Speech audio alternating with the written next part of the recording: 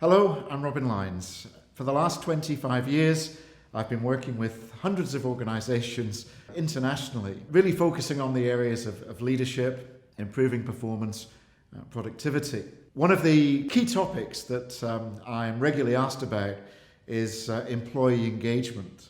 How can we improve engagement? It's become a little bit of a holy grail, really, because I think a lot of organisations recognise it's really important, but they're not really that sure, A, what it is, B, how to improve engagement within their organisations. So what I'm going to do in this session is I'm going to share with you my take on engagement. I'm going to look at how we perhaps measure it. I'm going to share some interesting statistics on the impact that engagement has on productivity and on profit. More importantly, I'm going to share some ideas and some thoughts on what you can do in your organisation to improve engagement immediately. So, what is engagement?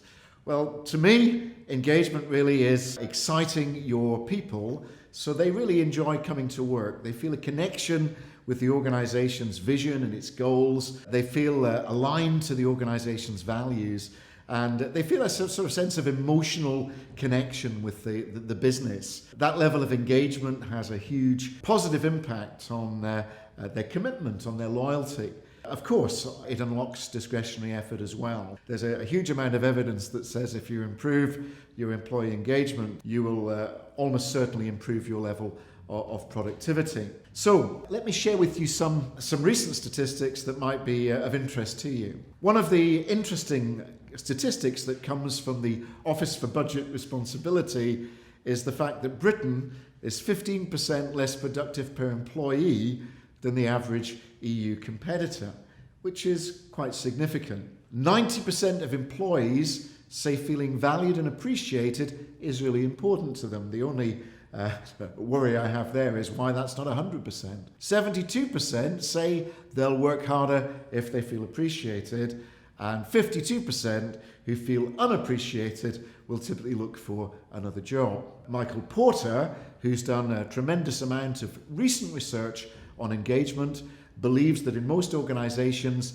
the level of employee engagement is much lower than the board of directors believe. In fact, his belief is that it's between 15 and 20% engagement, and worryingly, there are 20 to 25% of employees who are actively disengaged. Gallup, again, have recognised businesses with high engagement levels enjoy 2.5 times the revenue of their competitors. So the route to the loot is very, very much through improving engagement. Higher engagement leads to 40% lower staff turnover and 50% fewer absenteeism. So there's a definite prize in your ability to improve engagement. One of the things we found is that small improvements can have massive value. So to me, it's not looking at one fix, it's looking at a number of things that potentially you could do. Those marginal things add up and have a pretty strong cumulative effect. 48% of workers say a simple thank you can improve the motivation. And when I regularly run workshops, I ask people, when was the last time that your work was acknowledged? When was the last time that you had a pat on the back?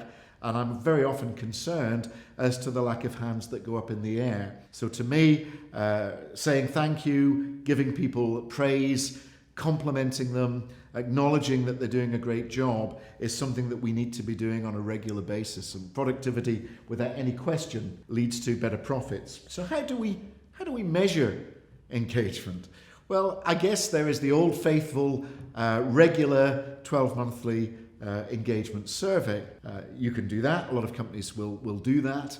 Again, are our people engaged enough to actually fill in an engagement survey? I find that perhaps another useful way is to have regular one-to-ones with your people. I know it takes time, but I think that makes people feel valued in its own right, and getting people's ideas, getting their input, asking them how they're feeling about things, I think is really important. Exit interviews. When people leave, it's an ideal time to sit down with them and try and find out why they are leaving. Is it down to better opportunities? Is it financial? Is it down to better prospects, work-life balance? Or is it down to the fact they just didn't get on with their manager or didn't like the work culture? Again, trying to have honest, open, transparent exit interviews, I think, is very, very, very useful. Your level of staff turnover also, I think, will give you a pretty high handle on your level of employee engagement. Just a simple idea that I've seen working with one of my clients is they regularly ask their people on a scale of 1 to 10, would you recommend working here to your friends, to people in your network? If we're getting 9s and 10s, that's a pretty positive signal. If we're getting perhaps 7s and 8s, there is definite room for improvement. So if we're getting a 7 and 8, we need to ask the question, why aren't you giving us a 9 and 10? What have we got to do to improve? So there are a number of ways that we can measure the level of engagement. Another way, I think, which is important, is to get out into your workplace on a regular basis and use your eyes and your ears to observe your people and to listen to them on a regular basis. If you run a business that has a number of different depots or sites or units, make sure you get away from your ivory tower and actually get out there and make sure you engage with people at the front line and get their input, get their ideas. So, how do we improve engagement? How do we boost it? How do we get those numbers a little bit higher? So let me share with you some ideas that I think will help you. This is a little bit corny, but be somebody who makes people feel like somebody. Make people feel valued, make them feel recognized. This could be a well done, a pat on the back. It could be an award. It could be an incentive. It could be a prize. But make sure that we're giving carrots rather than sticks. Let people know that you really value them and you appreciate them. Give them additional responsibility and invest in developing them. Richard Branson says, develop people so they can leave, but treat them so well that they don't want to. Don't rely on money to improve engagement. A lot of organizations believe that by perhaps having bigger commissions, bigger bonuses, giving people a salary increase is going to actually improve the mood. The reality is, yes, it does, but it tends to be short term. We tend to find that organizations that do that, there is an initial spike, probably lasts 4 to 6 weeks, and then of course things stabilize and we get the normal level of engagement we had before the pay rise. So we need to be a little bit more ingenious. We need to be more creative in thinking about how we can improve engagement. And one of the things I would recommend is that we actually spend generously with our emotional currency. That again is that we spend time with our people, not so much talking, but listening and involving them in decision making and being transparent in terms of how the organization is doing. We have 2 ears and we have 2 eyes and we have 1 mouth. We've all heard that one. The best leaders I find use those particular tools in that ratio. Have regular meetings with your people. Make your meetings consultative. They should not be lectures. They should be chats. Find out how they're feeling and take their ideas on board.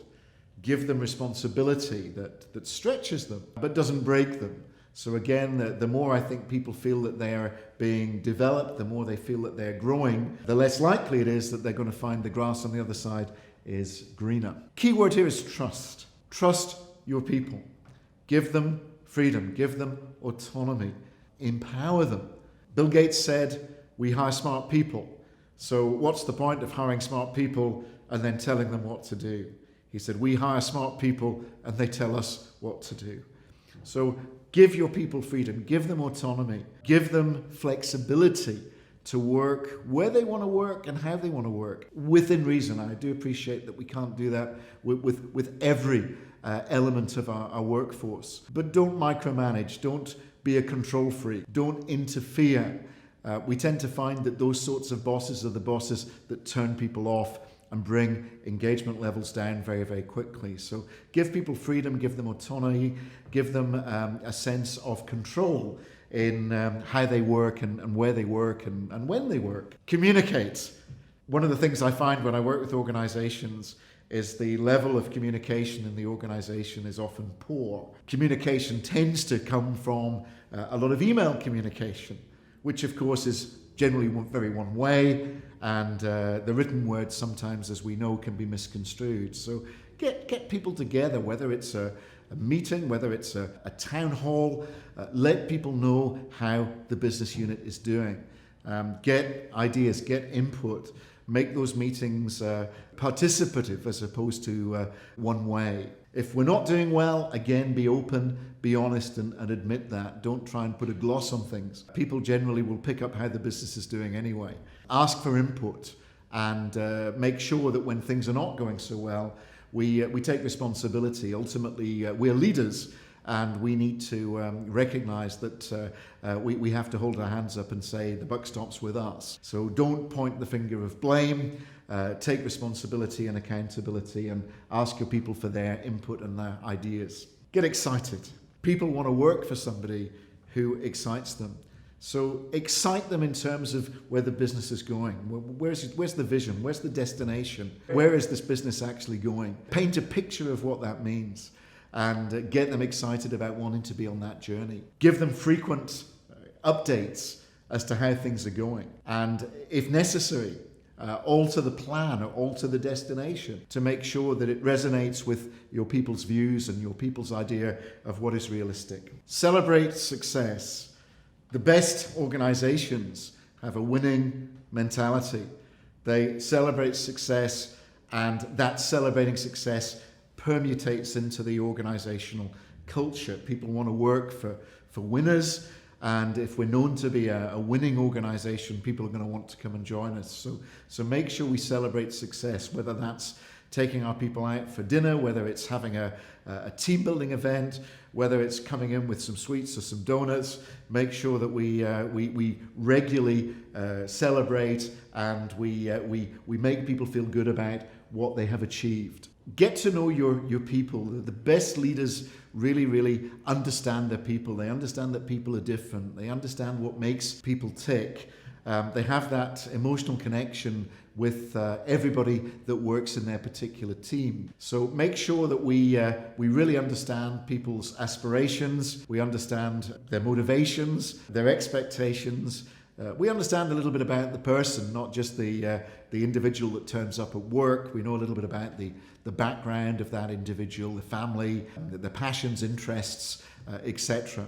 Try and ensure that you tailor your rewards to the individuals. So, for instance, if you have a movie buff in your team and they're really going the extra mile, give them some cinema tickets. Make sure, again, that we're giving people things that mean a lot to them personally. It goes a long way. Personal thank yous, personal notes, little things that are unexpected, again, help to really make people feel valued. So take an interest in their well-being as well. Make sure we explain to people that, hey, they can work flexibly. People don't want to be chained to a desk from 9 to 5 anymore. Give people freedom to work where they want to work, how they want to work. Make sure that we're encouraging a happy, healthy workforce. Make sure that we're encouraging people to work smart, not work long hours. Make sure you're not sending the wrong messages by coming in early and staying late and slaving away all day yourself. Make sure when you're on holiday, you're not bombarding people with emails, because what you're doing is you're actually sending a message that says, hey, I do this, I expect everybody else to do this. And equally importantly, make sure when you, of an evening, of a weekend, that you are not sending emails out to all and sundry. You might think that you're being an inspirational leader. Your people are going to think you're a bit of a sado and that you need to get a life. And again, is this the sort of climate that they really want to partake in? Encourage collaboration. Break the silos down. Get people working together. Bring them together. If you have a national sales team, get them together. Get them into an environment where they can meet and share and have some fun together. Get them out of the office. Get them out of the work environment. A different environment, a different venue will stimulate ideas and creativity and innovation. Foster and celebrate examples of when people actually work together and collaborate together as well. It very much sends a message that, hey, we're all in this together, all for one and one for all, as the Three Musketeers famously said. Make people enjoy coming to work. So what is that Sunday night feeling like in your organization? Are people dreading Monday mornings, or are they looking forward to Mondays? What can you do to make things fun? What can you do to inject some camaraderie and some excitement and energy into your business? If you don't know, ask people for ideas, ask people for input, and I'm sure they will tell you. And sometimes it's the little things that actually go a long way. Fun days, charity days, putting things into the local community. Today, people want to work for organizations that have a social purpose as well as just a profit purpose. Be kind. If you're kind to people and you are authentic and genuine, again, that's going to go a long, long way. People will repay that kindness. So treat people with compassion and care, and recognize every day that they need to feel good about what they're doing and what they're achieving. If you're there for them, they will be there for you. What goes around comes around. Hire the right people. Bring in talent. Bring in people that actually have got energy, enthusiasm, positive attitude, and the right will. The best leaders have a talent for finding talent. Don't bring in people with the wrong attitudes. They will be poisonous. They will neg out your business. So be selective, and don't take the best of a bad bunch. Be selective. Make sure that we're hiring the right people. If we surround ourselves with great people, leadership is a breeze. Be kind, be nice, be compassionate, give people praise, but don't stray away from having the tough conversations, because leadership is also about letting people know when they're not doing so well. Leadership is about having difficult conversations when people are not pulling their weight, when performance is low. Have those conversations, have them early, have them in a respectful way. Make absolutely sure we have the conversation. They're only difficult conversations in my experience because there's delayed conversation. Importantly, as part of that conversation, focus on the behavior. Don't focus on the personality. And get the person's input on what they need to improve. Don't lecture them. Don't tell them what to do. They will pay lip service. Ask them for their ideas, and remember, it's a collaboration. Finally, be humble. When things are going well, give the glory to the team. When things are not going so well, take that responsibility, put your hand up, and admit that actually as a leader, perhaps you are culpable, you are responsible. If you're humble, if you're authentic, if you're positive, if you lead by example, walk the talk, people are going to want to be on that journey with you, and you will improve engagement. So hopefully you found this useful. I wish you good luck, and thank you for listening and watching.